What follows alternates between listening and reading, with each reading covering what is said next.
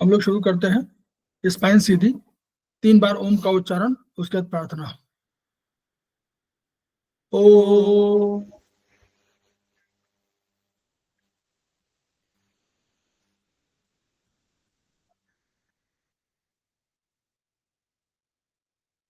ओ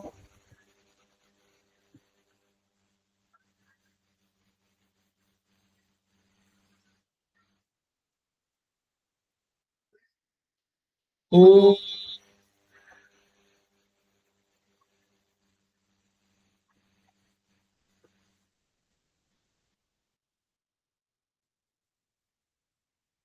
वह शक्ति हमें दो दयानिधि, कर्तव्य मार्ग पर डट जाए, पर सेवा पर उपकार में हम निज जीवन सफल बना जाए। वह शक्ति हमें दो दयानिधि, कर्तव्य मार्ग पर डट जाए। हम दीन दुखी निबलों विकलों के सेवक बन संताप हरे, जो है बिछड़े भूले भटके, उनको तारी खुद तर जाए। वह शक्ति हमें दो दयानिधि, कर्तव्य मार्ग पर डट जाए।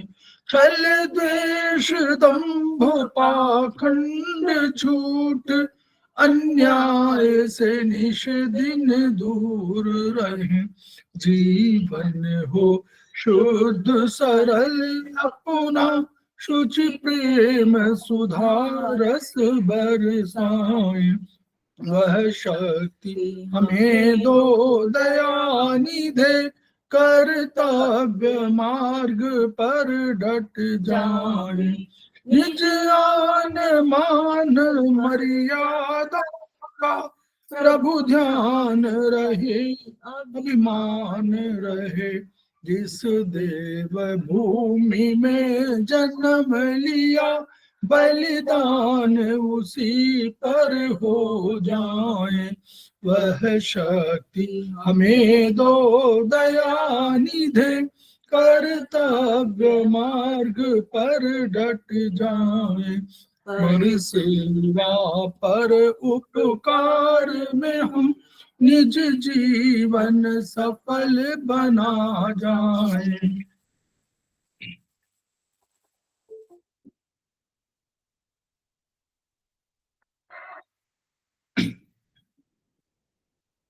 समवाई क्लासेस में आप सभी का स्वागत है। हमारे बीच में श्रीमती वर्षा श्रीवास्तव अध्यक्ष समवाई फाउंडेशन उपस्थित है, उनका स्वागत है। हमारे बीच में पंकज कुमार गोस्वामी जी उपस्थित है, उनका स्वागत है। हमारे बीच में रेखा अग्रवाल जी उपस्थित है, उनका स्वागत है। हमारे बीच में अमित तोमर जी उपस्थित है, उनका स्वागत है।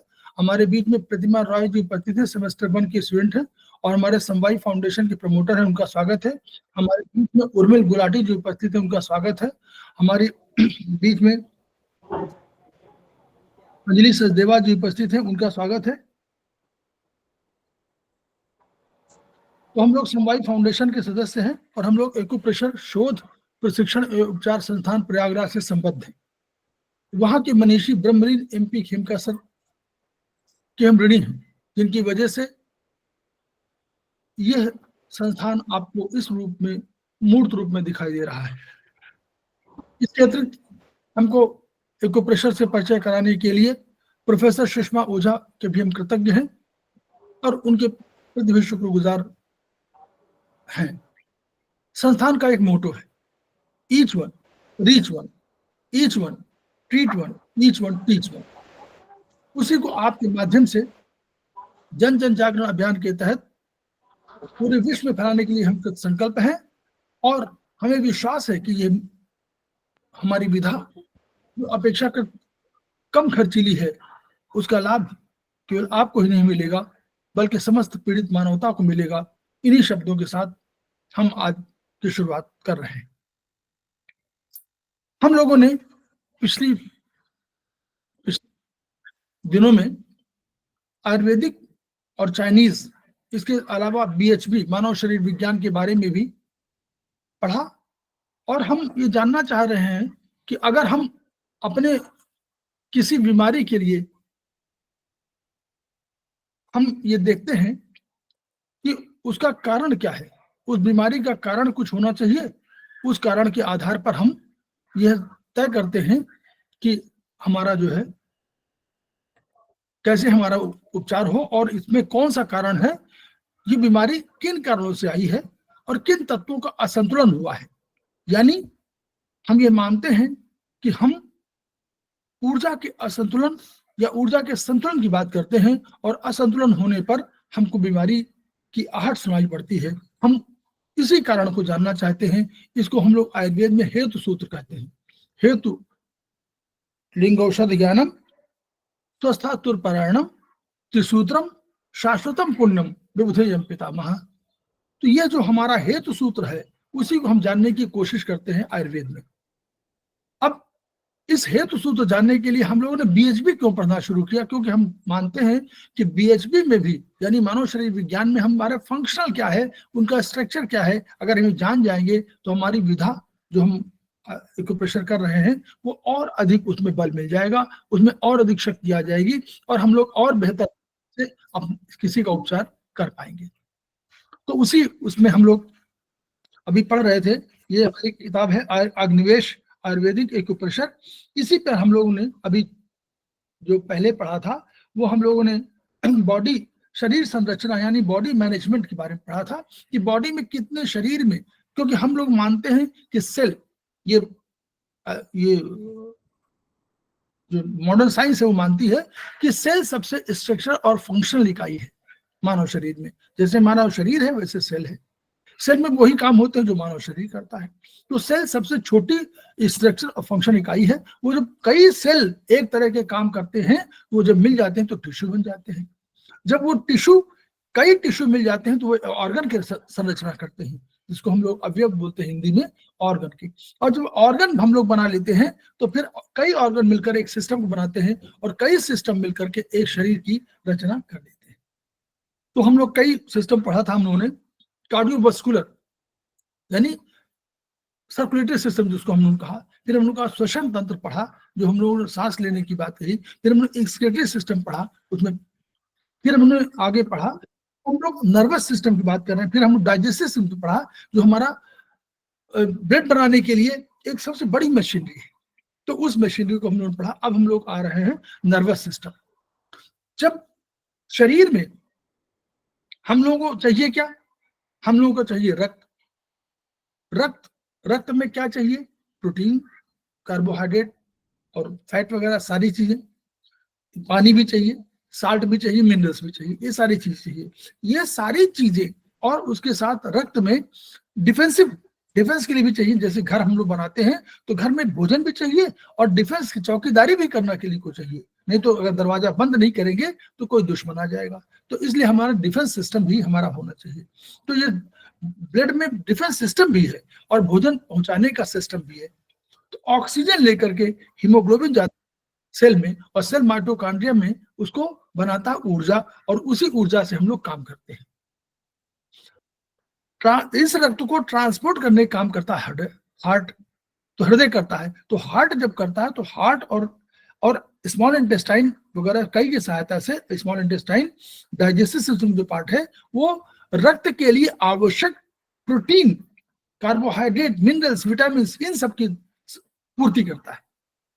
तो अब लेकिन ये हमारा ग्राहक कौन है, जैसे हम लोग कोई चीज बनाते हैं तो उस बनाने की फैक्ट्री में अगर हमने कोई चीज बनाया, मान लीजिए हमने मिठाई बनाया, तो मिठाई कोई ग्राहक होना चाहिए उस मिठाई की लेने जाने, तो उसके लिए ट्रांसपोर्टेशन हमारा कर रहा है हार्ट, और हमको अल्टीमेटली पहुंचाना है सेल को। ग्राहक हमारा सेल है, उस सेल में जाएगा तो उस सेल के अंदर माइटोकॉन्ड्रिया है, वो माइटोकॉन्ड्रिया उससे बनाएगी, क्या बनाएगी, उसमें जो बनाने के 3 प्रोसेस में, उस बनाने जो मेन प्रोसेस है, उस प्रोसेस में हमारा जो मेन प्रोडक्ट है वो हमारा है एनर्जी। उस एनर्जी को बनाने के साथ साथ हम लोग जानते हैं कि कोई प्रोडक्शन किसी फैक्ट्री में होता है तो उनमें 3 चीजें होती हैं। एक तो खुद मेन उत्पाद जिसको हम बोलते हैं, दूसरा हम कहते हैं बाई प्रोडक्ट, सह उत्पाद कोई बन जाता है, और तीसरा हम कहते हैं वेस्टेज। तो सह उत्पाद बनता है पानी, इसमें एनर्जी बनी मुख्य उत्पाद, पानी बना उसका सह उत्पाद, और कार्बन डाइऑक्साइड बनी वेस्टेज। इसको हम लोग बाहर निकाल देते हैं, नाक के लंग्स की सहायता से हम लोग बाहर निकाल देते हैं। तो अब किसको कितना, सेल को कितना चाहिए, ये किसी प्रोडक्शन यूनिट को नहीं मालूम है। प्रोडक्शन यूनिट हमारी है डाइजेस्टिव सिस्टम, इसको नहीं मालूम कि इस सेल को कितना चाहिए। तो वो उसके लिए 2 कंट्रोलर हमारे पास शरीर में हैं, और एक कंट्रोलर का नाम उसमें नर्वस सिस्टम है, दूसरे कंट्रोलर का नाम हम लोग एंडोक्राइन सिस्टम बोलेंगे। तो अब हम लोग नर्वस सिस्टम की बात कर रहे हैं। तो ये शरीर का महत्वपूर्ण अंग इसको कहा गया है। क्लियर हो रहा ना? इसमें मस्तिष्क में अब क्या है, इसके सेंट्रल नर्वस सिस्टम। अब नर्वस सिस्टम को देखिए, नर्वस सिस्टम के 2 भाग होंगे, नर्वस सिस्टम तो सेंट्रल नर्वस सिस्टम और एक पेरिफेरल नर्वस सिस्टम, पीएनएस। और लेकिन बहुत बच जाइए भी, हम लोग सेंट्रल नर्वस सिस्टम की बात कर रहे हैं कि ब्रेन, ऊपर ब्रेन है और नीचे स्पाइनल कॉर्ड है। ये दोनों सेंट्रल नर्वस सीएनएस के पार्ट हैं। नर्वस सिस्टम में सीएनएस के दोनों पार्ट हैं, और जो हमारी पेरिफेरी में जा रही है वो नर्व्स है। तो नर्व्स को हम लोग अभी छोड़ दें, हम लोग मेन काम देखें कि नर्वस सिस्टम में दोनों शामिल कर लिया है, सेंट्रल नर्वस सिस्टम भी और पेरिफेरल नर्वस सिस्टम भी। तो नर्वस सिस्टम में हमारा brain, spinal cord central nervous system का पार्ट है। अब इन दोनों से निकलने वाली तंत्रिकाएं नर्व कहलाती हैं। ये जो नर्व्स निकलती हैं वो हमारी इन्हीं से ऊपर से आई और नीचे स्पाइनल कॉर्ड में गई, और स्पाइनल कॉर्ड से पूरे शरीर में फैल गई, और उन्हें वहां स्टिमुलेट किया, उन्होंने इसको इनर्वेट किया। उसको शब्द है इनर्वेशन, वो इनर्वेट किया। ये संस्थान क्या करता है, शरीर के सभी संस्थानों पर, सभी जो हमारे सिस्टम है उन सिस्टम पर नियंत्रण रखता है और नियमन करता है। कंट्रोल एंड रेगुलेशन इसका काम है, कंट्रोल और रेगुलेशन। तो इसको हम लोग राजा कह सकते हैं। यहां पर इसमें क्या होता है, विचार, बुद्धि, जितने मनोभाव, इन सब के लिए, या मेमोरी, ये सारी चीजें आपको यही है, विवेक, अनुभूति, इसका ये सेंटर है। अब हमारे पास इंद्रियां हैं। इंद्रिया हम लोग शब्द, अगर आयुर्वेद की बात करें तो शब्द, स्पर्श, रूप, रस, गंध, ये हमारी इंद्रियां हैं, ज्ञानेंद्रियां हैं। इन्हीं के माध्यम से हमको कोई चीज बाहर की जगत की सूचनाएं मिलती हैं, और हम क्या करते हैं इसको, वो हमारे क्या है, यहाँ पर अगर हम इसकी भाषा में बात करें, हम सामान्य भाषा में बात करते हैं कि यहाँ हमारे द्वारपाल बैठे हुए हैं। ये द्वारपाल क्या करते हैं, ये हमारे सेंसेस हैं। तो ये सेंसेस हमको बताते हैं, इनमें बैठे हुए हैं हमारे सेंस रिसेप्टर, तो वो को रिसीव करते हैं द्वारपाल मान लीजिए, फिर वो सूचना देते हैं। तो ये सूचना हमारी जाती है अल्टीमेटली ब्रेन पर पहुंच जाती है।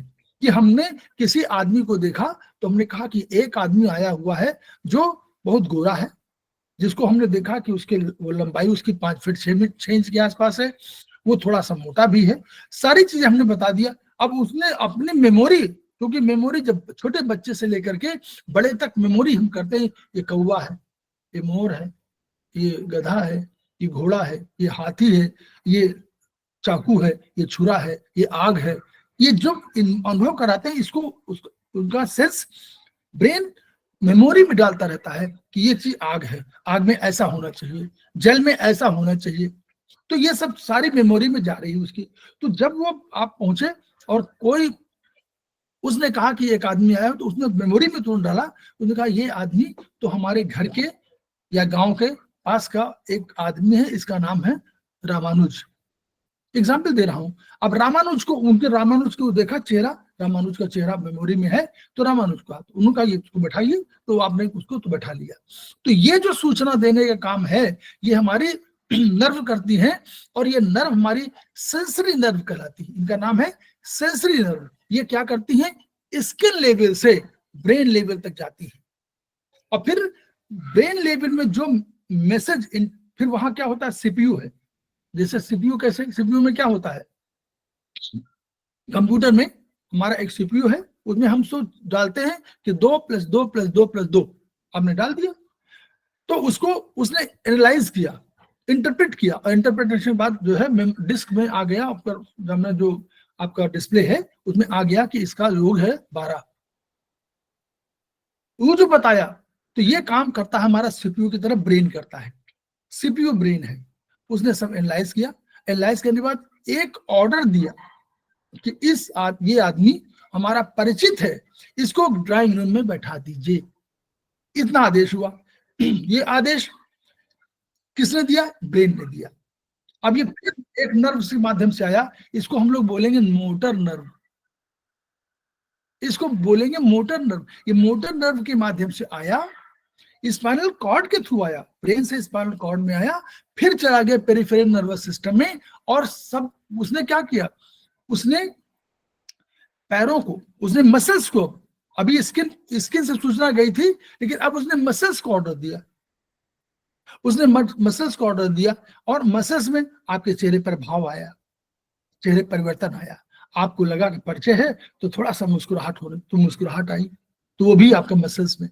आपके पैर उठे, आपने स्वागत किया, ये सब मसल का काम है, उसने सबको कहा हुआ है, क्योंकि ब्रेन ने ऑर्डर दिया हुआ है कि उसका स्वागत होना चाहिए। अब वो अपने उसको बैठाया, तो ये सब काम जो है नर्व, मोटर नर्व करा रही है, तो उस मोटर नर्व से ये ब्रेन करा रहा है, मोटर नर्व के माध्यम से। तो ये विद्युत तारों की तरह है, जैसे विद्युत में भी दिखाई नहीं पड़ती, लेकिन तारों का ऐसा सिलसिला है कि आप जाते हैं उसमें अंदर करंट बहती रहती ही, ये भी बिना दिखे हुए, दिखते नहीं है, लेकिन ये सब छोटी छोटी पतली से, बहुत मतलब ऐसा नहीं कि दिखते नहीं, माइक्रोस्कोप से आप देखेंगे तो वो सब दिखा है, और वो जाती हैं, ये तंत्रिकाएं या नाड़ियां इनको हम लोग कह सकते हैं। अब ब्रेन से कुछ जो नर्व्स है वो ब्रेन से निकलती हैं, तो इसको क्रेनियल कैविटी बोलते हैं, ये क्रेनियल कैविटी है। तो जो क्रेनियल कैविटी से निकलेंगी वो क्रेनियल नर्व कहलाएंगी, स्थान के आधार पर। जैसे हम लोग कह देते हैं ना कि बाबा कानपुरी, तो कानपुर के रहने वाले हैं, बाबा उनका नाम है, तो बाबा कानपुरी हो गए। वैसे हम लोगों का क्रेनियल से निकली हुई तो क्रेनियल नर्व हो गई, जो स्पाइन से निकली हुई स्पाइनल नर्व हो गई। तो बस लोकेशन नहीं, जिस लोकेशन से निकली है उसके गांव के नाम, जैसे गांव के पश्चिम दक्षिण भारत में क्या है, सारे गांव के नाम पर उनका नाम है, जिस गांव का नाम जो भी हुआ उस नाम का, वो फतेहपुरी आपने कह दिया गंगौली, किसी को कह दिया फतेहपुरी, किसी को आपने कहा कि उज्जैनी, तो वो सब नाम जो है उनके हिसाब से पड़े हैं। तो क्रेनियम से निकली हुई क्रेनियल नर्व, ये संख्या में 12 पेयर होती है, 12 होती नहीं, 12 पेयर में होती है। शेष बहुत से तंत्रिकाएं मेरुरज्ज से निकलती है, मेरुरज्ज माने स्पाइनल कॉर्ड से निकलती हैं, और ये 31 जोड़ा होती है, 31 पेयर होती है, और इन्हीं का 12 और 31 के माध्यम से ही आपके शरीर का संचालन होता है। ये क्या करती है, इनर्वेट करती है, इंफॉर्मेशन देती है, और एक्ट कराती हैं आपको उस जगह पर। तो मस्तिष्क के 2 प्रमुख भाग होते हैं, पहला लघु मस्तिष्क, जो पीछे हमारा होता है, जो पीछे वाला होता है वो लघु मस्तिष्क कहलाता है, सेरेबेलम। सेरेबेलम को हम लोग लघु मस्तिष्क कहते हैं, और जो बृहद मस्तिष्क है वो हमारा कहलाता है सेरेब्रम। तो सेरेब्रम और सेरेबेलम, तो सेरेबेलम पीछे की तरफ होता है, और सेरेबेलम जो है, सेरेब्रम जो है आगे, ये पूरा ये वाला है मेन होता है, तो बड़ा है, तो बड़ा होता है, इसलिए बृहद मस्तिष्क कहता है। पीड़ा, स्पर्श, उष्णता, शीतलता इत्यादि का ज्ञान करो, सब कुछ आपका पेन होगा, आपको कोई टच करेगा, वो भी सब सारे इंफॉर्मेशन वहां है, आपको गर्म होगा, आपको ठंडा लगेगा, ये सब चिंतन मनन का काम करेंगे, कुछ मेमोरी भी करेंगे, ये सब बृहद मस्तिष्क में होती है। इसका बायां हिस्सा, अब देखिए, इसको बीच में आप जहां मांग निकालते हैं, यहाँ पर आपको दिखाई नहीं पड़ता, लेकिन यहाँ पर एक सूचर है, इतना बढ़िया सिलाई करता है, ऐसा सिलाई कोई दर्जी नहीं करता, जितनी बढ़िया सिलाई ईश्वर ने कर दिया है, आपको दिखाई नहीं पड़ रही है, लेकिन सूचर है, इधर भी है, ये भी है, ये सूचर है, कई सूचर है इसमें, 4 5 6, तो उन सूचर्स को दिखाई भले न पड़े, वो हैं। और तो बायां भाग, ये जो भाग है, ये राइट भाग को नियंत्रण करता है, और राइट भाग लेफ्ट भाग को नियंत्रण करता है। राइट जो होता है ब्रेन, वो आर्टिस्टिक ब्रेन कहलाता है। Right brain is known as artistic brain. जो आर्टिस्टिक आर्ट वाले होते हैं, जो बढ़िया बना लेते हैं, ये सब है, वो आर्टिस्टिक ब्रेन उनका अधिक ओवर पावरिंग होता है उससे लेफ्ट में। लेफ्ट ब्रेन है एनालिटिक एनालिसिस करता है, तो एनालिसिस के लिए लेफ्ट ब्रेन है, मैथमेटिकल कैलकुलेशन, ये सब सारी चीजें कि भाई ये क्यों हुआ 10 बार सोचते हैं ना, तो बहुत से जो एनालिसिस वाले हैं वो 10 बार सोचते हैं, पूछते हैं ये कैसे आया, ये कहाँ गया था, कहाँ आपका आया, आप, ये सब प्रश्न जो है ये एनालिटिक ब्रेन के अधिक होते हैं। राइट ब्रेन जो है वो थोड़ा सा इमोशनल ब्रेन होता है comparatively in comparison to other. वो राइटिस्ट वो पोएट होगा, वो राइटर होगा, वो लिखने वाला होगा, वो बढ़िया चित्र बनाने वाला, ये सब, तो ये इन्हीं का काम है ये। तो इसलिए इस तरह ये पूरे उसमें शरीर के जोड़ों गतियां, जो मूवमेंट है वो स्केलेटल के माध्यम से वो आगे मस्कुलर सिस्टम आ गया, तो इन्हीं पे कराता है, लेकिन कंट्रोल करता है यही। दूसरा आ गया मस्कुलर सिस्टम, ये क्या करता है, जितनी मांसपेशियां आपकी हैं इस तंत्र का निर्माण करती है, ठीक है। तो ये मांस जो आपके वॉलंटरी जो मूवमेंट है और इनवॉलंटरी मूवमेंट है, उनके सबके लिए मांसपेशियां हैं। तो ये क्या करती हैं, दो तरह की पेशियां हैं। कैसे, इस मसल्स जो आप कहते हैं ना मसल्स, तो मसल्स में जो है ये पेशियां, आपको मसल्स का देखिए, मसल्स में कभी ऐसा मत सोचिए, मसल्स कभी रिजेनरेट नहीं होती है, ऐसा मत तो डेवलप नहीं होती, जितनी उतनी है वही अपने को रिपेयर करती है। इसी रिपेयर की प्रोसेस में आपकी मसल्स होते हैं, आप उठाते हैं वजन, कुछ मसल्स टूटती हैं, रीजनरेट करती हैं, उसकी जगह 2 की जगह 4 हो जाती हैं, फिर आप उठाते हैं वजन, फिर आपकी बढ़ जाती हैं, फिर आपका टूटती हैं, फिर आपकी बढ़ जाती हैं। ये प्रोसेस जो है रिपेयरिंग प्रोसेस के तहत आपकी मसल्स हो जाती है, और तब आप चले जाते हैं मिस्टर इंडिया के लिए कि भाई हम मिस्टर इंडिया हैं। तो ये मसल्स अपने आप रिजेनरेशन का बहुत प्रोसेस बहुत कम है इसमें, अब बनती नहीं है, वो रिपेयरिंग प्रोसेस में आपकी मोटी होती जाती हैं। उसी तरह जितना आप काम करेंगे, पसीना बहाएंगे, उतना आपकी मसल्स टूटती जाएंगी, उतना आपका होता जाएगा। जिम में भी यही करते हैं, आपको अधिक खिलाते हैं, पिलाते हैं, और प्रोटीन खिलाते हैं, और सारी चीजें खिलाते हैं, ताकि आपको मसल्स रिपेयर कर लें अपने को, और वो मोटी होती जाती है। तो दो तरह की एक होती वॉलंटरी, वॉलंटरी माने बताइए, स्वयं से संचालित, हाँ, जो आप द्वारा, जो आप जैसे ब्रेन ने कहा वो आप संचालित हो गया, ब्रेन ने सभी कहा, आपने कहा, उन्होंने पैरों को आदेश दिया तो पैर जो है चलने लगे। इसको आप अपनी इच्छा से सब मूवमेंट कर सकते हैं, आप चाहे तो ना उठे, बैठे रहे, तो ये आपका है, ये वॉलंटरी मसल्स कहलाती है, ठीक है। इनको इनको हम लोग कहते हैं कि स्केलेटल मसल्स भी हमको कह सकते हैं, हम लोग इसको नाम दूसरा दे सकते हैं, स्केलेटल मसल, जो हमारे स्केलेटल माने जो हमारे बॉडी के सिस्टम में है, पैर में, हाथ में, मोड़ने में, ये सब में हमारी स्केलेटल मसल्स यानी वॉलंटरी मसल्स हमारी काम करती हैं। एक पेशेंट क्या होगी,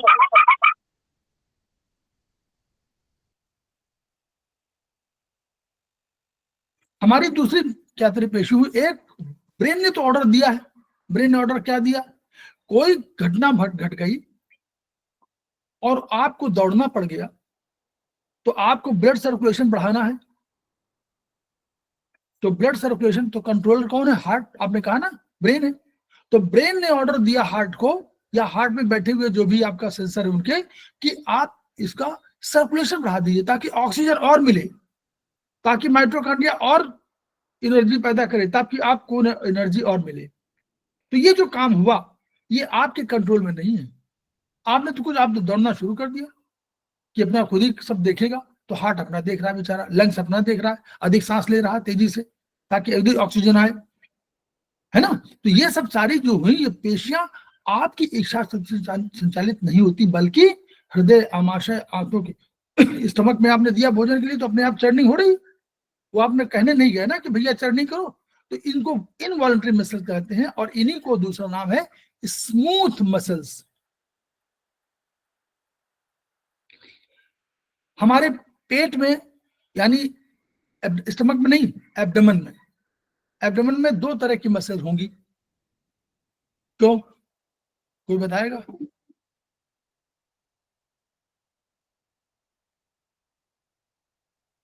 दो तरह की मसल होगी, एक मसल इनवॉलंटरी होगी और एक मसल हमारी वॉलंटरी होगी। वॉलंटरी मसल कौन है, हम एक्सरसाइज जब करते हैं तो हम अपने पेट को, स्टमक को, जो एब्डोमेन है उसको क्या करते हैं, मूवमेंट देते हैं, तो ये जो मूवमेंट देने काम हो रहा है ये हमारी वॉलंटरी मसल कर रही है, क्योंकि आप कह रहे हो ना कि आप पिचकाओ पैर को ये करो, लेकिन जो हमारे अंदर एब्डोमेन के अंदर और भी है तमाम, वो एसआई है, एलआई है, उधर नीचे ऊपर जाकर के स्टमक है, स्प्लीन, इन सब की जो मसल्स जो ऑर्डर दे रही हैं वो मसल इनवॉलंटरी मसल है, स्मूथ मसल्स है।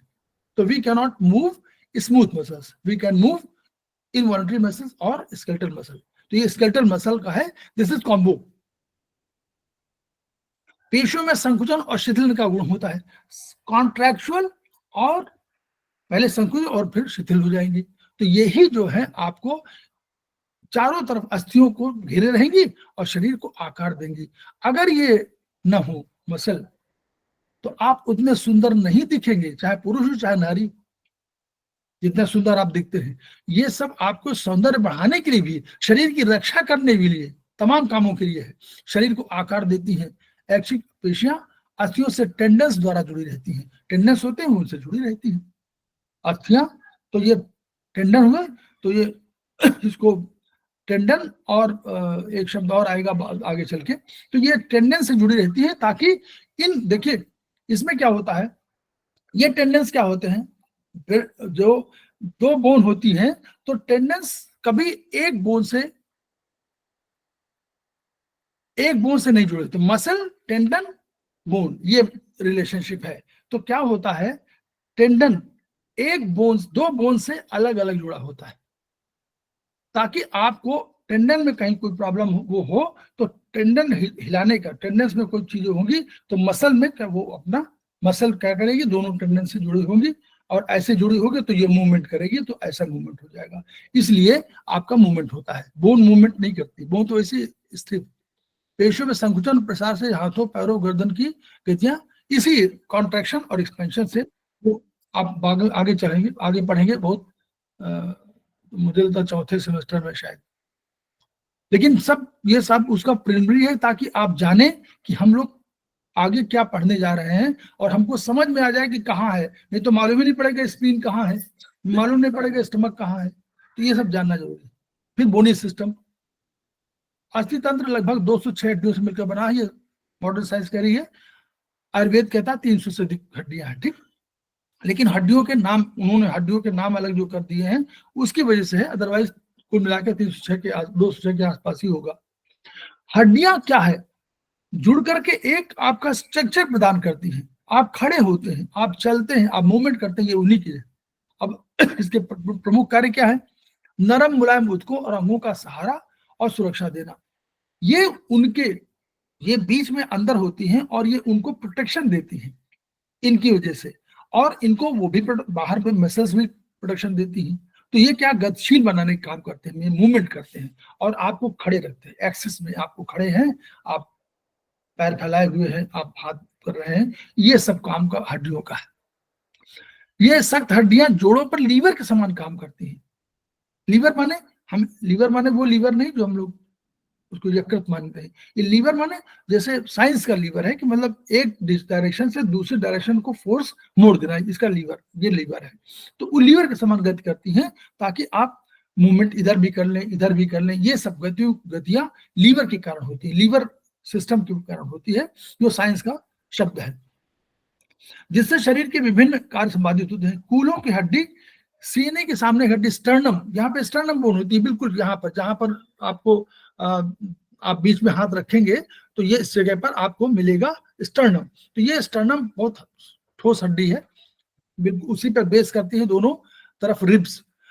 तो सख्त हड्डियां, अच्छा, कूल्हे की हड्डी, सीने के सामने एक हड्डी, पैरों की लंबी हड्डियों के भीतर अस्थिमज्जा होती है। तो ये जो स्टर्नम है या आपके कूल्हे की हड्डी है, पेल्विक बोन है, या आपको पैरों की जो लंबी हड्डियों के भीतर अस्थिमज्जा होती है, बोन मैरो होती है।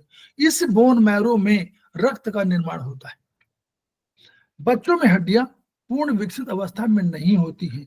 21 वर्ष की उम्र तक आपकी हड्डियां ठीक से विकसित होती हैं और 25 वर्ष तक उसमें रीमॉडलिंग होती है। इसके बाद फिर आपकी हड्डियां जितनी बननी थी बन चुकी। अस्थियां कई प्रकार की होती हैं, लंबी होगी, कुछ बेलनाकार होगी, कुछ चपटी, आप आगे पढ़ेंगे एनाटॉमी में, ठीक है। ये है स्ट्रक्चर जो है हम लोग समझ रहे हैं। इसके तमाम नाम है, इंग्लिश वाले नाम याद रखिएगा, वो बेटर है आपके हैं। हिंदी वाले नाम थोड़ा सा टफ है, क्योंकि वो बहिर्जंगिका, ये सब बहुत मुश्किल हो जाएगा आपको याद करना, ठीक है।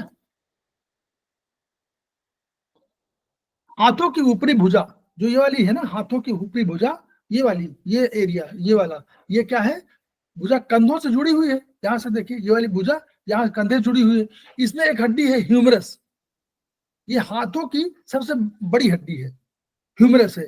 इसका ऊपरी सिरा कंधे के जोड़ से जुड़ा है, और कंधे के जोड़ में सामने को कॉलर बोन है, यहाँ पर सामने ये देखिए, ये कॉलर बोन है ना। कॉलर बोन तो आप सब लोग जानते होंगे, जहाँ कॉलर है ना वहां पर ये उभरी हुई होती है, दिखाई पड़ती है। और इसके पीछे त्रिभुजाकार हड्डी स्केपुला होती है। स्केपुला में हम लोगों का स्मॉल इंटेस्टाइन जाता है ना, याद हम लोगों ने देखा था उसमें कि स्केपुला में हमारा स्मॉल इंटेस्टाइन जाता है। तो स्केपुला के दर्द के लिए एसआई जिम्मेदार है, ठीक है। एसआई में आपको ट्रीटमेंट करना है। ह्यूमरस का निचला हिस्सा कूहनी के जोड़ से जुड़ा हुआ है, और इस जोड़ में दो रेडियस और अल्ना, रेडियस होती है अंगूठे की तरफ और अल्ना होती है छोटी उंगली की तरफ, दो अस्थियां होती हैं जो ये अग्रभुजा जिसको बोलते हैं आप फोर आर्म का निर्माण करती हैं। इसके निचले सिरे कलाई की हड्डी जुड़े हुए हैं। इस अंगुलियों की तीन तीन हड्डियां भी जुड़ी होती हैं, इनसे अंगुलियों की तीन तीन हड्डियां हैं जुड़ी हुई, ठीक है। आगे आप देखेंगे 5 यहाँ पर है, ये कार्पल, कार्पल, यहाँ कार्पल होगा, यहाँ मेटाकार्पल होगा, और यहाँ फेलेंजेस होंगे, 3 और होंगे, ठीक है। 3 हड्डियां, वही उन्हीं का नाम लिया है, कार्पल, कार्पल, मेटाकार्पल और फेलेंजेस। अब मेरुदंड, स्पाइनल कॉर्ड, स्पाइनल कॉर्ड में गर्दन की सबसे लंबी कशिका से खोपड़ी जुड़ी हुई, ऊपर खोपड़ी जुड़ी हुई है। खोपड़ी से एक कोई निकलेगा ऑर्बिट, देखिए आगे नहीं, पहले ऊपर से निकले, गर्दन से नीचे निकलेगा एक कोई होगा छेद, उस छेद से तो नीचे आएंगे सब। फिर मस्तिष्क, ये कपाल मस्तिष्क है, उसमें सामने को 2 गोल गहरे गड्ढे हैं ऑर्बिट, जिसमें आंखें होंगी।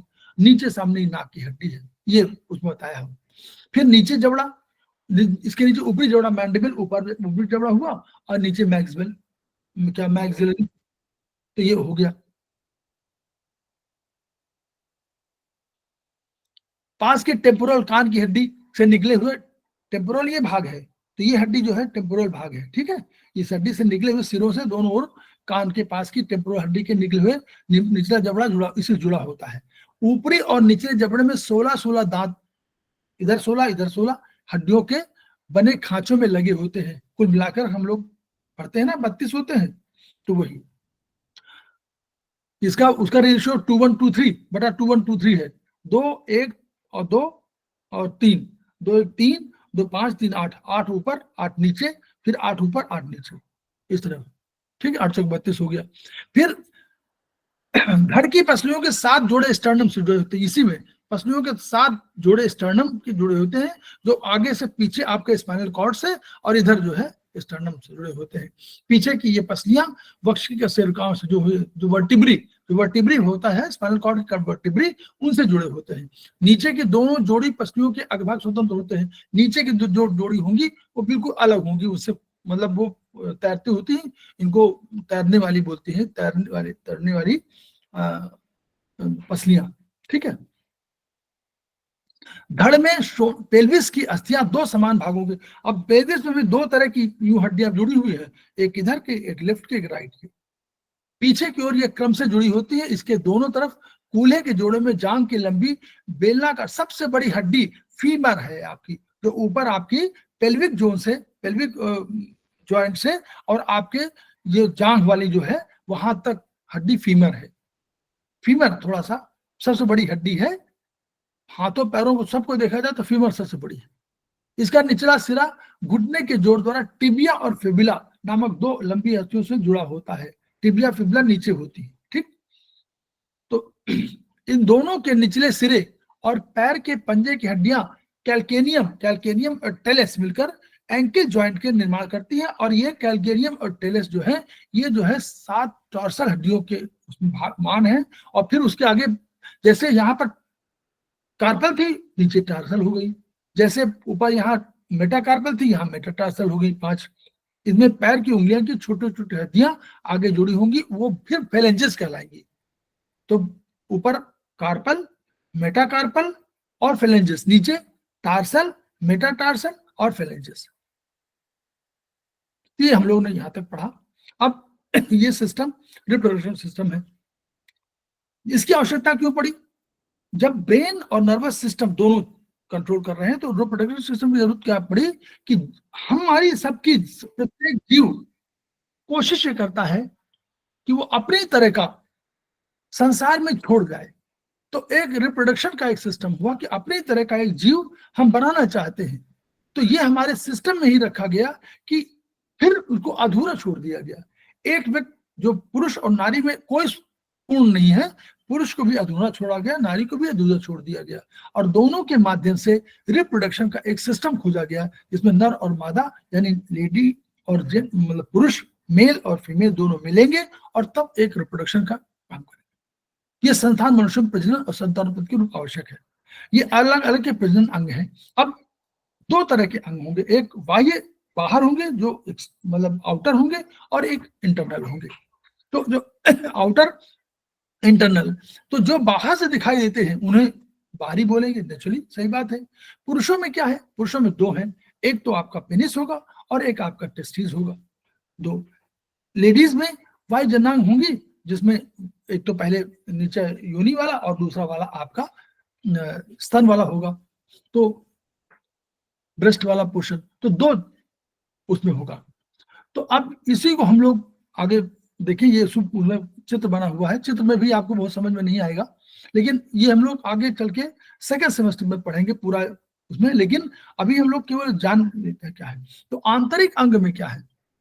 यूट्रस और डिंब ग्रंथियां और डिंब वाहिनियां। तो इनका अंग्रेजी नाम याद रखिएगा, नहीं तो ये तो समझ में नहीं आएगा आपको। डिंब ग्रंथिया में जो है, तो इसमें क्या है? ओवरी, एक तो ओवरी होगी, फिर ओवरी के बाद जो है उसमें फेलोपियन ट्यूब होगी, उसके बाद यूट्रस। तीन चीजें ये सब अंदर होंगे, ये सब पेल्विस के अंदर है। तो इन्हीं के माध्यम से आपको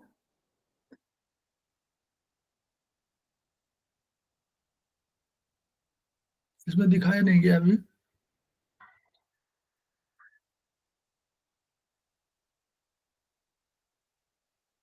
नहीं नहीं, तो ये तो तीन उसमें मेन है। अब इसके बाहर जो है, अच्छा पुरुष में क्या होगा? इसमें वृषण होगा, टेस्टिस होंगी, फिर एपिडिडाइमिस होगा, फिर वैस डिफरेंस होगा, फिर यूरेटर होगा, ये सब।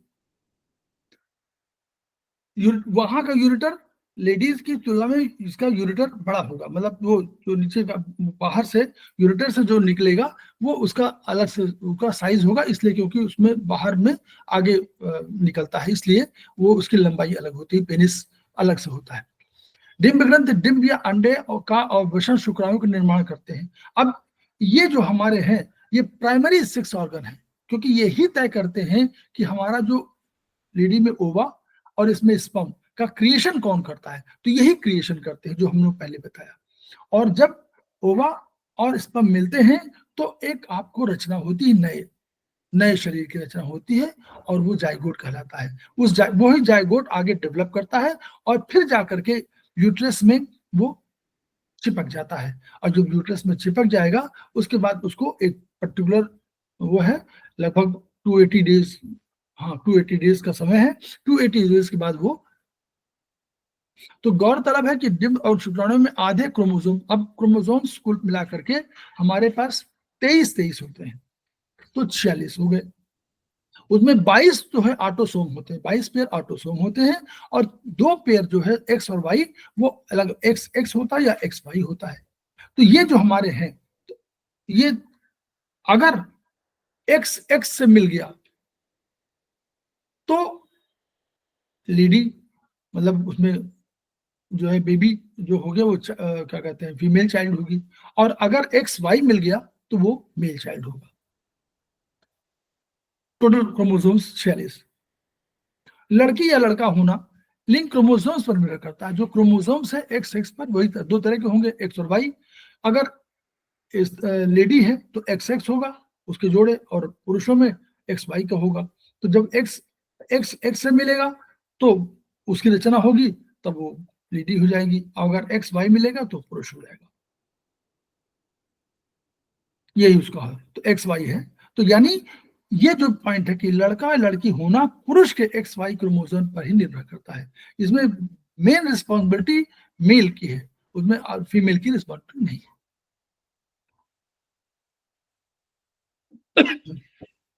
अब एंडोक्राइन सिस्टम आ गया, ये हम लोगों ने भी पढ़ा था, ये कंट्रोलर और रेगुलेशन के लिए भी जिम्मेदार है एंडोक्राइन सिस्टम। तो इस तंत्र में विभिन्न अंतःस्रावीय ग्रंथियां, अब अंतःस्रावीय ग्रंथियां क्या है, अंतःस्रावी ग्रंथि क्या है ये समझ लें। अंतःस्रावी ग्रंथि क्या है कि दो तरह की ये ग्रंथ, दो तरह की ग्रंथियां होंगी, एक एंडोक्राइन और एक्सोक्राइन। इन सब ग्रंथियों से कोई, जैसे इसमें हार्मोन निकलेंगे, उसमें भी से कोई चीज निकलेगा, एंजाइम निकले या कुछ भी निकले, तो वो जो निकलेगा, स्राव निकल रहा है, उसके दो चीज, अगर किसी बेस पर किसी प्लेटफॉर्म से होकर कोई निकल रहा है, हम लोग आगे चल के और थोड़ा क्लियर हो जाएंगे जब हम देखेंगे कि अंदर तो रक्त बह रहा है, और रक्त जो बह रहा है रक्त के माध्यम से ही कोई जा रहा है, और रक्त के बाहर जल है या तरल है, तो रक्त के जो बाहर तरल है, एक्स्ट्रा सेलुलर फ्लूइड जिसको हम लोग बोलते हैं, उसी में तो सारे लोग आएंगे, अदरवाइज तो अंदर तो आ ही नहीं सकता, चैनल में है, तो चैनलाइज्ड है रक्त तो, और रक्त में ही ये बह रहे हैं सब। तो रक्त से बहने का तरीका ये है कि जब बाहर वाले होंगे तो उन रक्तों में, वो वेसल्स में छोटे छोटे छेद होते हैं, जिनसे वो अंदर बाहर लगातार होते रहते हैं। ये हम लोग पढ़ा है पहले सेल में, नहीं अभी हम लोग सेल नहीं पढ़ा है। सेल में हम लोग जानते हैं कि सेल में बाहर की जो मेमोरी, वो जो होती है मेम्ब्रेन होती है, उस मेम्ब्रेन में छोटे छोटे छिद्र होते हैं। अगर छिद्र ना हो तो कैसे कोई वेस्ट होगा, तो बाहर जाना है, अब कोई अंदर आना है, मान लीजिए किला है, किला में रसद जो है अंदर आएगी कि नहीं आएगी, जब तक रसद अंदर नहीं आएगी तब तक कैसे भोजन बनेगा। और जब कोई चीज बाहर निकालनी होगी, कहीं भेजना होगा किसी को, जाने खराब हो जाए कोई चीज होगी तो बाहर जाना पड़ेगा, जैसे हमारा घर। तो वैसे ही यहाँ भी सेल में, हर सेल में उसमें पोरस होते हैं, जैसे हमारे शरीर में बाहर तेल मालिश होगी तो अंदर तेल अंदर चला जाएगा, और बाहर से उधर से आना होगा तब पसीना बाहर आ जाएगा। तो ये पोर्स हमेशा होते, दिखाई पड़े या ना दिखाई पड़े। तो जो ग्रंथियां किसी प्लेटफॉर्म पर न दे करके बल्कि सीधे रक्त में देती है, या रक्त माने एक्स्ट्रा सेलुलर फ्लूइड में, रक्त में सीधे नहीं दे सकता कोई, तय है ना, बोलिए संजय शर्मा, कोई बोले, रेखा कुमार, किसी को मालूम हो, हमारे क्लास में कोई हो, रक्त में कोई सीधे नहीं दे सकता, ये समझ लीजिए, रक्त का जो बाहर का प्लेटफॉर्म है वही दे सकता है, और वहीं से जाएगा रक्त में। तो ये जो अंतःस्रावी ग्रंथियां हैं, ये क्या करती हैं, सीधे रक्त में पहुंचाती है, यानी एक्स्ट्रा सेलुलर फ्लूइड भी अपना दे देती हैं, और सीधे वहां से रक्त में चला जाता है। लेकिन कुछ ऐसी ग्रंथियां होती हैं जो किसी प्लेटफॉर्म में, किसी ट्यूब में अपना कोई सिक्रेशन डालती हैं, तो वो ट्यूब से होता हुआ कहीं पहुंचता है, इसको एक्सोक्राइन बोलते हैं। हो गया क्लियर? ना हो क्लियर फिर बताऊं, यही समझ लीजिए एंडोक्राइन एक्सोक्राइन का अंतर। जी सर। ठीक, ये क्या है, इसका जो है वो केमिकल मैसेंजर है, उन केमिकल मैसेंजर का नाम है हार्मोन्स। इन केमिकल मैसेंजर का नाम हार्मोन्स, जो शरीर की महत्वपूर्ण क्रियाओं और परिवर्तनों के उत्तरदायी होते हैं। थोड़ा सा समझ लीजिए इसमें, क्योंकि ये बहुत महत्वपूर्ण है आगे चल के। कोई सेल तीन तरह के हार्मोनल फंक्शन है। कैसे, बाहर क्या है, ऐसे सेल है ना, सेल इस तरह का होगा, एक कोई आकृति बना लीजिए, सेल इस तरह का होगा। अब एक मैसेंजर, हमारा मैसेंजर है, मैसेंजर समझ रहे हैं, मैसेंजर क्या काम करता है, चिट्ठी लाता है, खत लाता है, ऑर्डर लाता है, कुछ लाता है ना।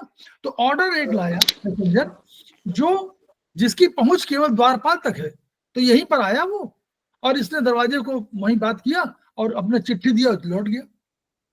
ऐसा होता है कि नहीं, देखिए व्यवहार से करिएगा, मैं ऑफिस की बात कर रहा हूँ, नॉर्मल ऑफिस या नॉर्मल काम, वहीं से तुलना करिएगा। तो एक मैसेंजर ऐसा गया जो गया केवल, और उसने पेरीफेरी में, यानी उसके जो दरवाजा है वहीं पर गया, उसने वहीं तक काम किया और चलाया।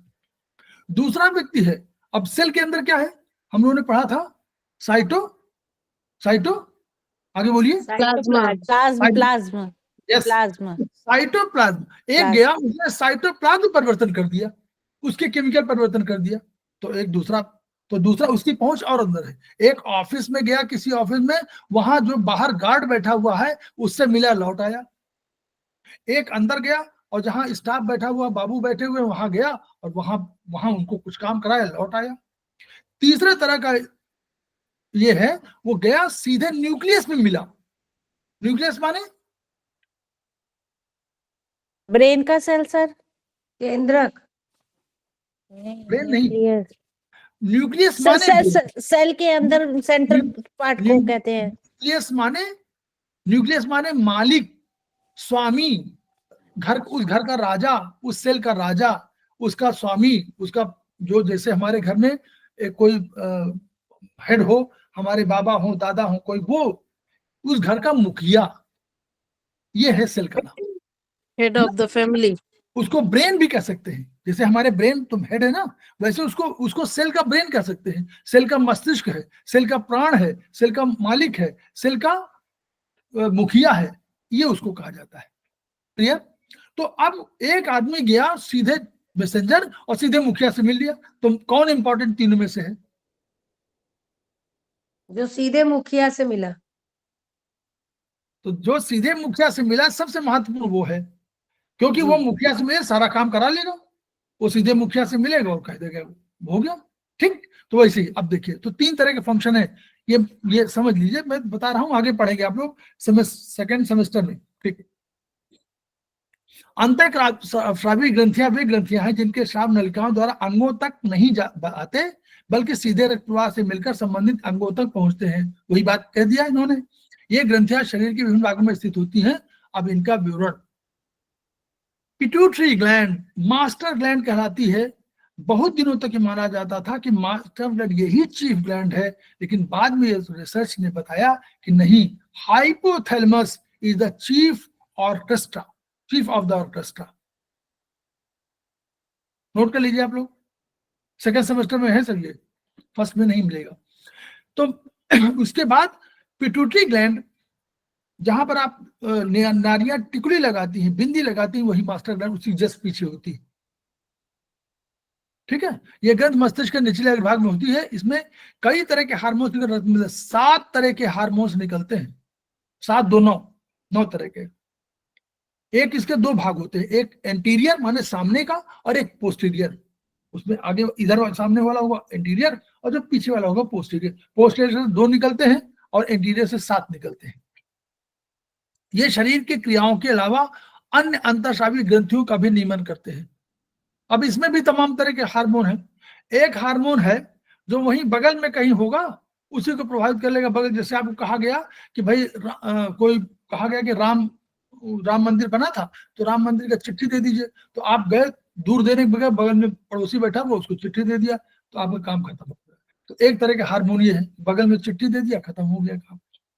एक हार्मोन ये हुआ कि उन्होंने कहा कि चिट्ठी देना है, गए दूसरे के यहाँ, और उन्होंने कहा भैया चिट्ठी आप भिजवा दीजिएगा, हो गया ना। तो चिट्ठी दिया नहीं, उन्होंने कहा चिट्ठी आप भिजवा दीजिएगा, ये चिट्ठी है, ये काम करिए। 2 तरह के हार्मोन हो गए। तीसरे तरह का हार्मोन क्या हुआ, उसने कहा कि देखिए हम यहीं बैठे हुए हैं, लेकिन यहीं से मैं सारा काम करूंगा, चिट्ठी भिजवा भी दूंगा और आपको काम करना पड़ेगा। तो 3 तरह के हार्मोन यहां भी हो गए, मतलब उस कैटेगरी काम के हिसाब से। क्लियर? आगे आगे धीरे धीरे पढ़ेंगे, मैं बता रहा हूं ताकि भूमिका आपकी तैयार रहे कि आपको तुरंत समझ में आ जाए। अब देखिए टीएसएच, देखिए पढ़िएगा, थायराइड उत्तेजक हार्मोन। ये टीएसएच क्या रहा है, एस का मतलब स्टिमुलेटिंग, थायराइड स्टिमुलेटिंग हार्मोन। ये खुद काम नहीं कर रहा, ये क्या कह रहा है, थायराइड ग्रंथि को कह रहा है कि तुम काम करो। तो कौन सा होगा, बीच दूसरा वाला होगा ना, कि भैया जाओ और आप चिट्ठी दे दीजिएगा उनको, ये वो कह रहा है। TSH, thyroid stimulating. तो ये निकला तो कहां से, पिट्यूटरी से, लेकिन खुद नहीं काम किया। थायराइड को कहा कि तुम काम करो। ये हार्मोन थायराइड के सभी कार्यों, आयोडीन को थायराइड हार्मोन बदलने, रक्त में उसके प्रवाह इत्यादि को नियंत्रित करने में सहयोग करता है, खुद काम नहीं करता। तो अगर टीएसएच की कभी प्रॉब्लम हो, बताइएगा आप लोग समझिए, टीएसएच की कभी प्रॉब्लम होगी तो whether we have to treat thyroid और we have to treat pituitary? जी सर। किसको करना पड़ेगा? सर थायराइड दोनों को? है? पिट्यूटरी को। हाँ, मेन पिट्यूटरी करना। क्यों? क्योंकि ये थायराइड स्टिमुलेटिंग हार्मोन, इसका हार्मोन है ही नहीं थायराइड का, ये हार्मोन है पिट्यूटरी का। तो अगर ये कहीं काम नहीं कर रहा है, इसमें घटा है, बढ़ा है, तो पिट्यूटरी ग्लैंड को आपको ट्रीट करना पड़ेगा। भले आप दूसरे को भी, थायराइड को भी करें, लेकिन मेन तो उसका पिट्यूटरी ग्लैंड है। बिना उसके किए थायराइड को करते रहेंगे, कुछ नहीं, फायदा नहीं होगा। पिट्यूटरी करना पड़ेगा जरूर। ठीक है, आप आगे आइए। सर पिट्यूटरी ग्लैंड पित्त जॉइंट पे रहता है ना? यस, आयुर्वेद में यहाँ पर है, जी सर, थैंक यू। और वहां पर चाइनीज में TW3 ट्रिपल वार्मर 3। ठीक है, चलिए। एड्रेनोकार्टिकोट्रोपिक हार्मोन, ये हार्मोन एड्रिनल ग्रंथियों के विकास और उसमें से निकलने वाले एड्रिनल ग्रंथियां जो हैं, बिल्कुल आपके उसके पीछे जो ठीक है, पीछे सर। किडनी के ऊपर एड्रिनल ग्रंथियां होंगी, तो उनके विकास और निकलने वाले हार्मोन पर नियंत्रण रखता है। तो पेशी ग्लाइकोजन की वृद्धि, वसा का संगठन, इसमें कोई प्रॉब्लम होगी तो नॉर्मली कह रहा हूं, इसमें कोई प्रॉब्लम होगी तो नॉर्मली चाइनीज में जब आप ट्रीटमेंट करेंगे तो किडनी यांग डिफिशियंसी पर करेंगे। क्लियर? जी सर। यांग डिफिशियंसी नोट करते जाइएगा, बाद में यूज करिएगा। सही गलत तुम्हारा निर्णय होगा, तो आपका ज्ञान बढ़ेगा। वृद्धि ग्रोथ हार्मोन, इसके बिना काम ही नहीं चलता है। ये विभिन्न ऊतकों, ऊतक माने टिश्यू के वृद्धि में सहायक, मतलब सेल ग्रोथ के लिए। तो ये जब लंबाई बढ़ेगी तो इसकी जरूरत पड़ती है। ठीक है, अगर श्रवण कम होगा तो कद नाटा हो जाएगा, और नहीं होगा तो बढ़िया होगा। तो ग्रोथ हार्मोन लंबाई बढ़ाने के लिए आपको समझ में आ गया कौन करना है? पिट्यूटरी। आ गया ना समझ में? अगर ग्रोथ करना है, किसी की लंबाई नहीं बढ़ रही, तो आप पिट्यूटरी तो करिए ही, और जो करेंगे TCM में, वहां ट्रेडिशनल चाइनीज मेडिसिन में आप लगाएंगे किडनी इसेंस, लेकिन यहाँ भी तो करिए। ये कह रहा है ग्रोथ हार्मोन यही बताता है।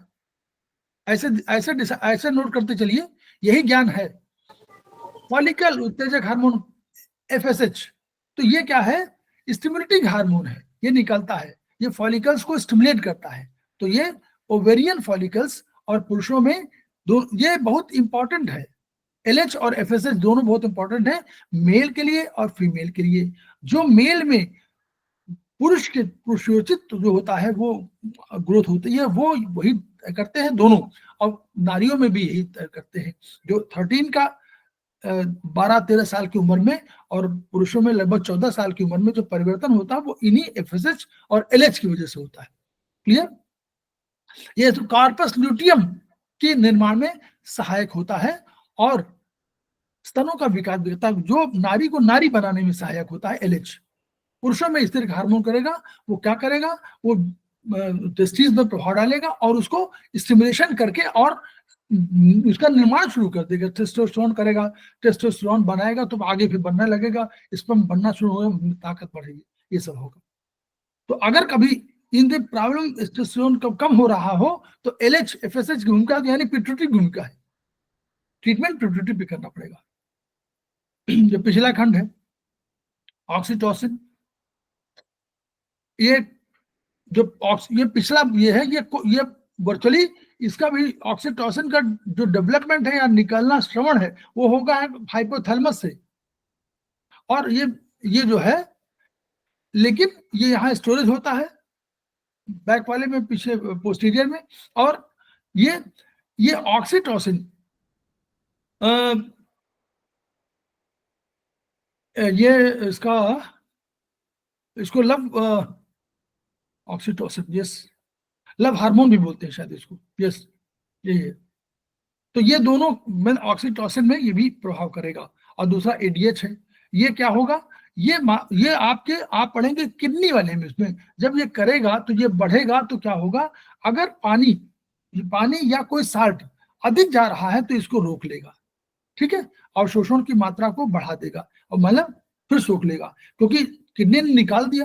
किडनी ने एक अपना सिस्टम रखा हुआ है, एक नलिकाएं इस करके धीरे धीरे लंबी नलिका है, तो उसमें क्या हुआ, उसने तब को समय मिल गया और उसने कहा जिसको निकाल रोकना हो उसको रोक लो, तो वो एडीएच, ये वहां पर एंटी डायूरेटिक हार्मोन, मतलब इसमें यूरिन कम जाए उसके लिए है, पानी का अवशोषण बढ़ जाता है। सर इसके वजह से बीपी भी बढ़ता है ना? बीपी अगर ये कम हो जाए, जी अगर सर। ये कम हो जाएगा तो ये क्या करेगा, ये सब चीजें डायबिटिक इंसिपिडस वो चले जाएंगे, यू शर्करा चली जाएगी, तो नेचुरली इसकी वजह से प्रभाव तो बीपी पड़ेगा ही। कि वो उसका दूसरा वो भी है ना, कॉन्ट्रैक्शन और एक्सपेंशन इसका है, इसका दूसरा रोल है, ये लंबाई उसका जो वेसल्स हैं उनकी मोटाई और उसको घटाता है, इसलिए बीपी बढ़ने का वो है, तो बीपी वाला वहीं पर रिलेशनशिप है इसका, करता है ये वाला, आगे पढ़ा होगा आपने, ये उसमें आपने बीएच उसमें पढ़ा होगा ना, जी सर। अब से, हाँ तो उसमें लिखा हुआ तो शॉर्ट में बताया गया है। हार्मोन की अधिक मात्रा रक्तचाप बढ़ाती, देखे लिखा तो है, इस हार्मोन की अधिक मात्रा रक्तचाप बढ़ा देती है, अब बहुत अधिक निकलेगा तो, और नहीं तो नॉर्मल है तो कोई बात नहीं। थायराइड, देखिए थायराइड ग्रंथ बहुत इंपॉर्टेंट ग्रंथ है और विकास के लिए भी जरूरी है, जो ग्रोथ हार्मोन के अलावा, और यहीं पर गले में होती है आजू बाजू, और इसी के ऊपर पैराथायराइड होती है ऊपर, थायरॉक्सिन नामक हार्मोन करती है, और ये मेटाबॉलिक, देखिए मेटाबॉलिक क्रियाओं का, अब मेटाबॉलिज्म से सारा निर्भर है, मेटाबॉलिज्म में वही तो है, कार्बोहाइड्रेट प्रोटीन इन सबको चेंज करना, अगर ये नहीं होगा तो कैसे होगा, तो वृद्धि हार्मोन के साथ मिलकर थायरॉक्सिन मस्तिष्क के विकास में, ब्रेन, तो ब्रेन ही में बहुत कंट्रोलर है, तो थायरॉक्सिन के कम सेवन से अंगों की बाढ़ में विकृति आती है, अगर कम होगा तो अंगों की बाढ़ में कमी होगी, और अधिक सेवन से हाइपरथायराइडिज्म हो जाएगा, झींगा, ग्रंथ का आकार बढ़ने से झींगा हो जाएगा, तो आयोडीन की कमी से होगी, अब तो कम होती है क्योंकि अब आयोडीन मिश्रित जो है नमक आने लगा है, तो पैराथायराइड, थायराइड ग्रंथि के ऊपर लगी हुई होती है, मटर के दाने के आकार की 4 होती हैं, 2 इधर 2 इधर, और इसमें पैराथार्मोन नामक हार्मोन निकलता है जो कैल्शियम और फास्फोरस के वितरण में और मेटाबॉलिक क्रियाओं का नियमन करता है, इसकी वजह से आपका जो बॉडी में जो कैल्शियम होता है वो उसमें हड्डियों में वो नियमन होता है, इस हार्मोन की अधिकता से हड्डियां छिद्रमय हो जाती हैं, क्यों, ये जो है वहां से हड्डियों को निकाल देता है, वो ये कैल्शियम हटा देता है वहां से, तो छिद्रमय हो जाती है, कमजोर हो जाएंगी, गुर्दे में पथरी बन जाएगी, पैराथार्मोन की कमी से कैल्शियम कमी हो जाती है और टिटनेस नामक रोग हो जाता है, जो कैल्शियम की दवा से ठीक होता है, तो कैल्शियम और विटामिन डी का दोनों, विटामिन डी का लेना हो तो कैल्शियम को जरूर लीजिए, क्योंकि दोनों के उससे विटामिन डी उसको ट्रांसपोर्ट कराने में सहायक होता है। एड्रिनल ग्लैंड, ये ग्रंथियां 1 से 1 की संख्या में दोनों गुर्दों पर स्थित होती है, प्रत्येक ग्रंथ 2 भागों कॉर्टेक्स और मेडुला में होती है, तो कॉर्टेक्स, अब आप समझ लीजिए कॉर्टेक्स माने क्या होता है, किसी भी ऑर्गन का जो ऊपरी भाग है, बाहर की तरफ का एरिया वो कॉर्टेक्स है, और मेडुला माने जो अंदर का एरिया है, क्लियर, तो इसके दोनों लोग आता है, कॉर्टेक्स कौन बना, मेडुला से, आगे पढ़ेंगे आगे चल के, मेडुला से कौन बना, कॉर्टेक्स से कौन बना, तो उसका दोनों लोग अलग अलग है, इसके हार्मोन सभी थे, कॉर्टेक्स से मिनरलोकॉर्टिकॉइड, कार्बोहाइड्रेट्स और सेक्स हार्मोन, जो सेक्स हार्मोन है वो इसी से निकलते हैं, और ये हम लोग स्टेरॉइड जो होता है यही वाला है, स्टेरॉइड शरीर के खनिज लवणों, और इसका जो है एड्रिनल ग्लैंड का ये है, वर्चुअली बहुत से इसके होते हैं जो फाइट और फ्लाइट की स्थिति यही तय करते हैं जब जरूरत हुई तो, इसमें सोडियम पोटेशियम को शरीर के बाहर निकलने रोकते हैं और पानी की मात्रा बढ़ाते हैं, कुछ रक्त में शुगर की मात्रा बढ़ा देते हैं, ग्लूकोकॉर्टिकॉइड्स कार्बोहाइड्रेट के चयापचय के लिए आवश्यक है, तो ये उसके लिए कार्बोहाइड्रेट के जो कार्बोहाइड्रेट का चयापचय माने मेटाबॉलिज्म, और शरीर में अधिक मात्रा में स्टेरॉइड होने से रक्तचाप बढ़ जाता है। तो स्टेरॉइड हमारे शरीर में पर्याप्त मात्रा में मौजूद है, बनाता है ये, तो आप इसको ट्रीटमेंट करिए।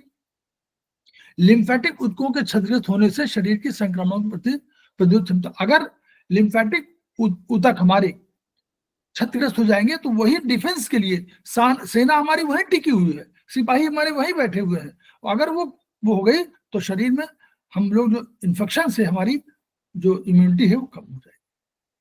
सेक्स हार्मोन का अंतर्गत पुरुषों में एड्रोजन और स्त्रियों में एस्ट्रोजन का स्राव होता है। इनका प्रभाव वृषण और डिंब द्वारा निकलने वाला हार्मोन जैसा होता है, जैसे वहां पर है वैसे ही वाला FH वो LH और FSH था, वैसे ही इनका भी होता है। इनकी कमी से एडिसन्स डिजीज नामक रोग होता है और अधिकता से कसिंग सिंड्रोम दो है।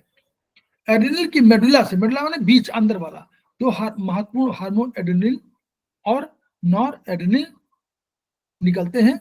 शरीर में कोई चोट दुर्घटना से अधिक मात्रा में निकलती है और खतरों से बचा देती है।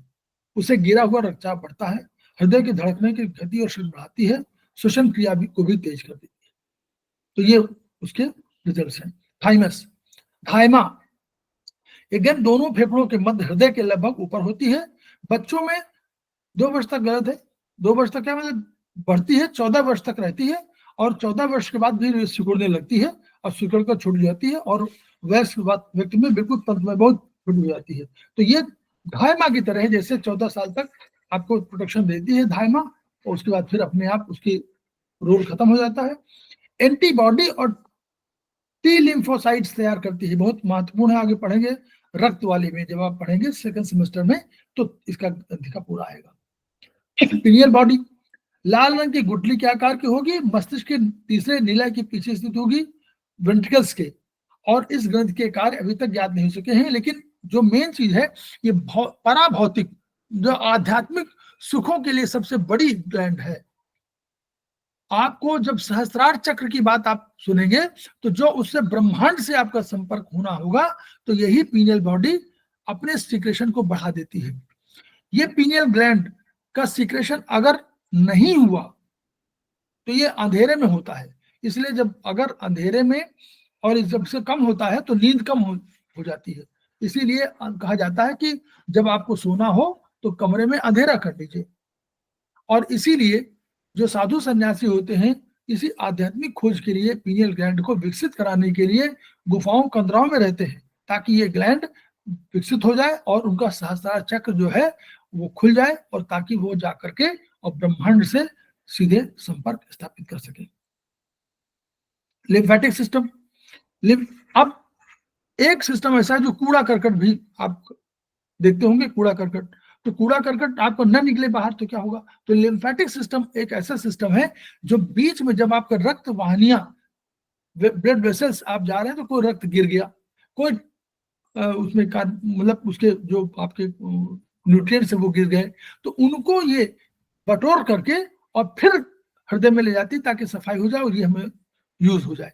ये लिम्फेटिक सिस्टम काम है। इसमें डिफेंस का भी कुछ थोड़ा से मटेरियल होते हैं, लेकिन अंत में जाकर जो लिम्फेटिक नोड्स होते हैं वहां इनके सैनिक होते हैं, ये वहां से जरूर संपर्क करती हैं और वहां से निकल करके ये तब पूरे शरीर में जाती है। तो इसका जो है लसिका द्रव, लसिका कोशिकाएं, लसिका ग्रंथियां गांठों से मिलकर होता है। ये देखिए लिखा है, जो द्रव वास्तव में छोटी छोटी रक्त नलियों में छन छन कर आया द्रव है जो वापस रक्त वाहिकाओं में नहीं जा पाता। तो इसको ये क्या नीचे से बारीक नलिकाओं के रूप में फैली होती है और ये ऊपर से, ये केवल वन डायमेंशनल है, वन डायमेंशनल नहीं, क्या बोलते हैं, वन डायरेक्शनल है। वन डायरेक्ट यानी ये शरीर से हृदय की ओर आती है, रक्त तो हृदय से शरीर की ओर जाता है और शरीर से रक्त जो है हृदय की ओर जाता है, दोनों काम है। लेकिन नहीं, ये केवल बाहर से शरीर से और हृदय की ओर जाती है, हृदय से नहीं जाती, उल्टा नहीं है। तो वन डायरेक्शनल है। जैसे कि हम लोग देखते हैं कि भाई कह देते हैं कि भाई ये सिंगल वे है, डबल वे है, वन वे बोलते हैं, वही वाला, ठीक है। लिम्फ को उल्टी दिशा में बहने से रोकने के लिए कपाट या वाल्व होते हैं। लसिका गांठें या लिम्फ नोड्स आलपिन के सिरे से लेकर बादाम के आकार तक हो सकती हैं और लसिका वाहिकाएं लिम्फ लाती हैं। ये इनमें कोई कलरलेस होता है, ये कलर नहीं होता लिम्फ में। इन गांठों में श्वेत रक्त कोशिकाएं भी होती हैं, WBC होती हैं, क्योंकि अटैक वो डिफेंस की है ना। लिम्फ नोड्स जीवाणुओं को छानने का काम करते हैं, इस तरह से कई तरह के संक्रमणों को आगे ले जाने से रोकते हैं। रक्त के लिए लिम्फोसाइट्स नामक श्वेत रक्त कोशिकाओं का निर्माण लिम्फ गांठों में होता है। देखिए लिम्फ जो नोड्स हैं वहां लिम्फोसाइट्स नामक श्वेत WBC में लिम्फोसाइट्स हैं, उनका यहाँ होता है, और कुछ एंटीबॉडीज का निर्माण यही लोग करते हैं। स्प्लीन हमारे ये भी तिल्ली बहुत लसिका ऊतक से बनी हुई है, बड़ी गांठ है, बहुत इसका वो है, और रक्त जो सर्कुलेटरी सिस्टम है उसका हिस्सा है। बैंगनी लाल रंग की होगी, बाईं तरफ स्थित होगी स्प्लीन। प्लीहा के भीतर लुगदी की तरह पदार्थ भरा होगा, कई कोशिकाएं होंगी, इसमें फैगोसाइट्स भी होते हैं। ये क्या करते हैं, जब देखते हैं कि कोई हमारा RBC आया और वो बेचारा डेड करीब होने लगा, या इतना बीमार पड़ गया कि दोबारा पुनर्जीवित नहीं हो सकता, तो वो क्या होता है, उसमें फूल जाता है वो। तो जब फूल जाता है तो उसको ये पहचान लेते हैं कि ये वर्चुअली अब जो है मरणासन है, तो ये क्या करते हैं, उसको ब्रेक करके और उसमें से जो उसके कॉन्स्टिट्यूएंट्स होते हैं उनको निकाल कर शरीर में यूज कर लेती है। ये इसलिए इनको भक्षण कोशिकाएं जो वाले फैगोसाइट्स होते हैं, तो ये कोशिकाएं टूटती हैं, तो ये इसका काम, स्प्लीन का काम ये भी है। जब भ्रूणावस्था में होता है तो यही ये सब बनाती भी है, रक्त बनाने का काम यही करती है। प्लीहा में रक्त के लिए ताजे लिम्फोसाइट्स का निर्माण होता है। लिम्फोसाइट्स जो अल्टीमेटली जा करके बाद में बनाते हैं एंटीबॉडीज, विभिन्न संक्रमण से लड़ने में मदद करती है। मलेरिया, टाइफाइड इत्यादि ज्वरों में प्लीहा का आकार बढ़ जाता है। क्यों बढ़ जाता है, अब हमारे सैनिक बढ़ जाते हैं इसलिए आकार बढ़ जाता है। ये रोगों से लड़ने के लिए कुछ एंटीबॉडीज का निर्माण करती है। हिमोलाइटिस, एनीमिया और रक्त कैंसर में इस ऑपरेशन द्वारा निकाल देते हैं। अब एक ही नुकसान इससे है, जब कभी कोई कैंसरस कोई चीज हो जाती है तो ये उसको ट्रैवल भी करा देती है, बस यही गलती है, वो ट्रैवल करा देती है, इसको उसमें ऑपरेशन से इसको निकाल देते हैं। तो ये आपका हम लोगों का ये वाला खत्म हो गया।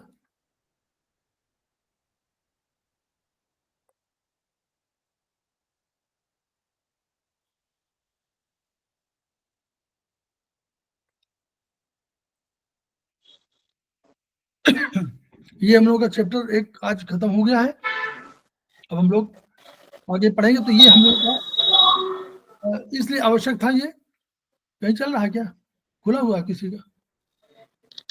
तो शीतल मैडम, हाँ, तो इसलिए जो है हम लोग इस के पढ़ने से फायदा ये है कि हम लोग ये जान जाते हैं कि थोड़ा बहुत हमको जो आगे पढ़ना है, कैसे कैसे चीजों को हम लोग समझना है, और उनके आधार पर हम लोगों को ये जान जाएंगे तो चिकित्सा हमारी और अच्छी हो जाएगी। अभी हमको मालूम हो गया कि मान लीजिए थायराइड से करने से ये फायदा है, TSH का होगा तो हमको क्या ट्रीटमेंट करना है। अगर हमको कहा कि TSH बढ़ा हुआ है और T3 T4 ठीक है, तो हम क्यों कहेंगे कि हमको थायराइड है? थायराइड की गलती नहीं ना, तब तो गलती किसकी है, पिट्यूटरी की। तो पिट्यूटरी ट्रीटमेंट करेंगे, भले हम थायराइड को भी ट्रीट करें, लेकिन मेन तो पिट्यूटरी ना करें, थायराइड करेंगे तो बेकार हो जाएगा। तो इसलिए इनकी उपयोगिता है। तो हम लोग वीडियो को शेयर करेंगे, वीडियो के माध्यम से जो ज्ञान प्राप्त हो रहा है उस ज्ञान को शेयर करेंगे, दूसरों को बताएंगे, दूसरों से कुछ ज्ञान ग्रहण भी करेंगे। इस तरह अपने ज्ञान की सीमा बढ़ाएंगे और इस माध्यम से चिकित्सा को हम लोग जो अपनी थेरेपी है उसको स्ट्रॉन्ग करेंगे। और स्ट्रॉन्ग करने से क्या होगा, पीड़ित मानवता को फायदा में होगा, और तब हम लोग उस सपने को साकार करेंगे जो हमारे खेमका सर ने कहा था, each one reach one, each one treat one, each one teach one. इन्हीं शब्दों के साथ हम लोग अभी 3-4 मिनट का गैप लेते हैं, फिर हम लोग मिलते हैं। Thank you, sir. Thank you sir.